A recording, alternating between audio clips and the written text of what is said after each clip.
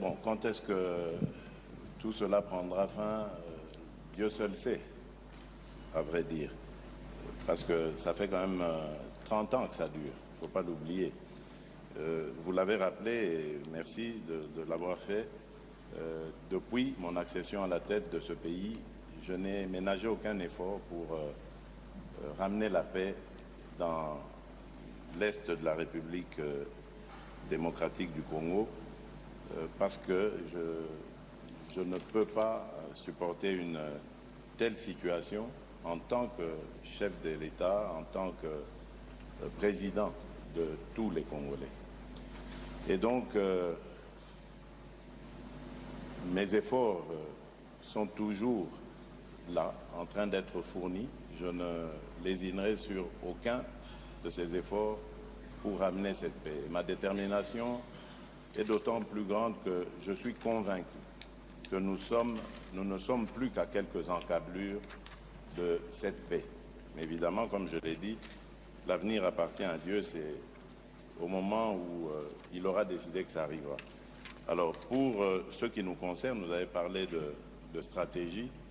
Évidemment, ce n'est pas le lieu d'étaler toutes nos stratégies, mais par rapport à ce que l'on voit et ce que l'on va faire, ce que l'on fait et qu'on fera, je dirais d'abord, c'est que nous continuerons les démarches diplomatiques parce que, comme je l'ai toujours dit, la guerre restera la dernière option que nous pourrons lever. Donc, vous l'entendez bien, elle n'est pas exclue. Mais cela ne dépendra pas que de nous, ça dépendra évidemment des ennemis du Congo qui sont appelés pour le moment à la raison à travers le processus de Nairobi et la feuille de route de Luanda. Ce sont là des occasions claires de tendre la main à la paix qui feront que si ces occasions ne sont pas saisies, cette main n'est pas saisie, ça nous obligera aussi à adapter les choses en fonction de la situation. Vous le savez, cette année est une année très importante pour nous par rapport au processus électoral, mais il y a aussi, et c'est pour moi la chose la plus importante, c'est le sort des déplacés de guerre qui, ce n'est un secret pour personne aujourd'hui, vivent dans des situations inacceptables, infrahumaines. Et quand on est responsable d'un État, d'une population, on ne peut pas indéfiniment rester sans réaction devant ce genre, cet état de ses compatriotes.